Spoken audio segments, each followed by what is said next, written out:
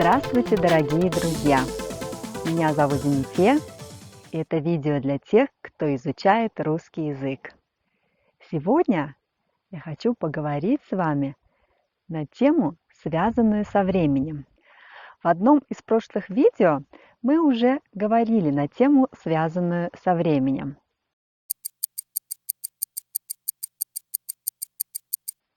Ссылку на то видео я оставлю внизу. Сегодня я хочу поговорить с вами о том, как рассказывать о событиях, которые произошли в прошлом, и называть при этом конкретные дни.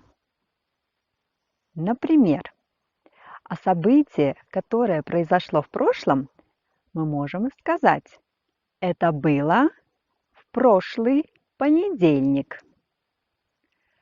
Это случилось месяц назад. Это произошло год назад. Давайте рассмотрим эти конструкции. Отвечаем на вопрос «когда». В прошлом. В прошлый понедельник. В прошлый вторник. В прошлую среду. В прошлый четверг. В прошлую пятницу. В прошлую субботу. В прошлое воскресенье. На прошлой неделе. В прошлом месяце. В прошлом году. Прошлой зимой. Прошлой весной. Прошлым летом. Прошлой осенью. А теперь давайте поговорим о том, как использовать эти слова, говоря о будущем. Отвечаем на вопрос «когда». В будущем. В следующий понедельник. В следующий вторник. В следующую среду. В следующий четверг. В следующую пятницу. В следующую субботу. В следующее воскресенье.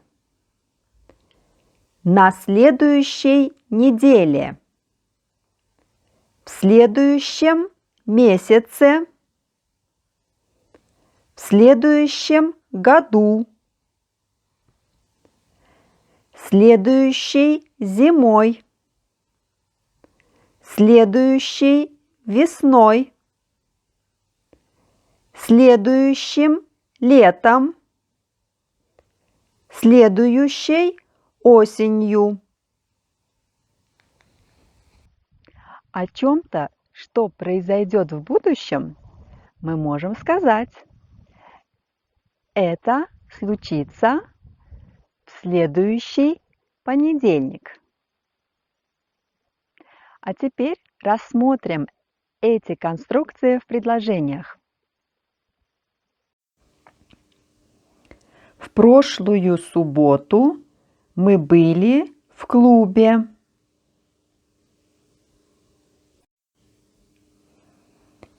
В прошлое воскресенье мы играли в футбол.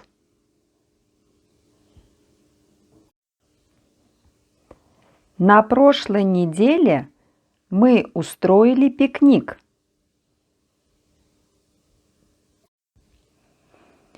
В прошлом месяце наша команда закончила крупный проект.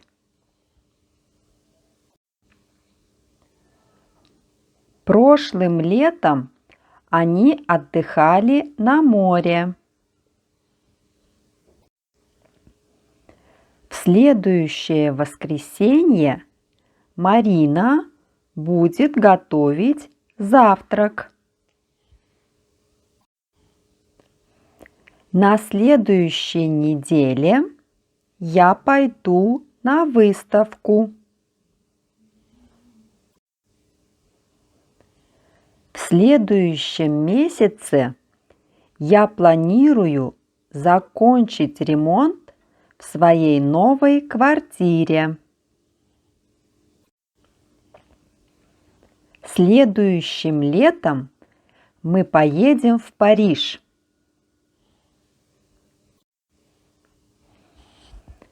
В следующем году я перееду в другой город.